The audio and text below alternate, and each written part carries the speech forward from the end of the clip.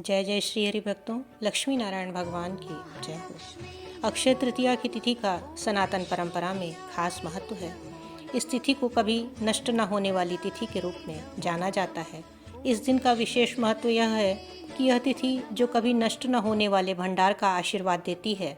भगवान विष्णु और लक्ष्मी जी का प्रिय दिन होने के कारण यह तिथि धन धान्य से परिपूर्ण होने का वरदान भी देती है।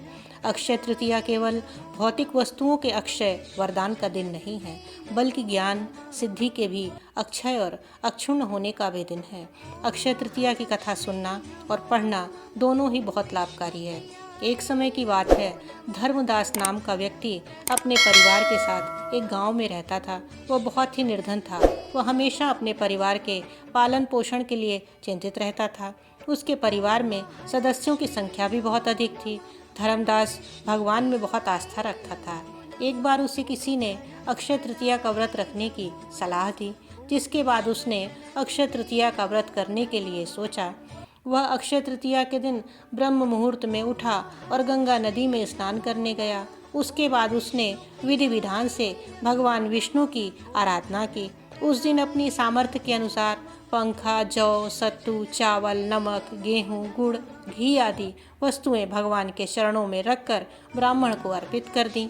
इतना सब दान में जाता हुआ देखकर उसकी पत्नी और उसके परिवार वालों ने उसे रोका। उन्होंने कहा कि अगर आप इतना कुछ दान में दे देंगे तो परिवार का पालन पोषण कैसे होगा। फिर भी धर्मदास अपने कर्म से विचलित नहीं हुआ और उसने ब्राह्मण को सब कुछ दान में दे दिया।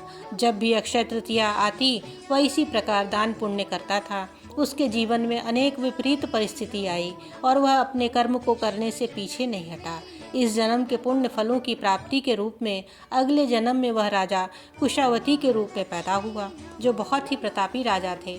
उनके राज्य में सभी प्रकार का सुख था, किसी भी प्रकार की कोई कमी नहीं थी। अनेक रोगों से ग्रस्त तथा वृद्ध होने के उपरांत भी उसने उपवास करके धर्म कर्म और दान पुण्य किया। यही वैश्य दूसरे अगले जन्म में कुशावती के राजा हुए। मान्यता है कि अक्षय तृतीया के दिन किए गए दान पुण्य व पूजन के कारण वह अपने अगले जन्म में बहुत धनी एवं प्रतापी राजा बना। वह इतना धनी और प्रतापी राजा था कि त्रिदेव तक उसके दरबार में अक्षय तृतीया के दिन ब्राह्मण का वेश धारण करके उसके महायज्ञ में शामिल होते थे। अपनी श्रद्धा और भक्ति का उसे कभी घमंड नहीं हुआ। वह प्रतापी राजा महान एवं वैभवशाली होने के बावजूद भी धर्म मार्ग में से कभी विचलित नहीं हुआ। माना जाता है कि यही राजा आगे के जन्मों में प्रसिद्ध सम्राट चंद्रगुप्त के रूप में पैदा हुए थे। जैसे भगवान ने धर्मदास पर अपनी कृपा की, वैसे ही जो भी व्यक्ति इस अक्षय तृतीया की कथा का महत्व सुनता है और विधि विधान से पूजा एवं दान आदि करता है, उसे अक्षय पुण्य एवं यश की प्राप्ति होती है।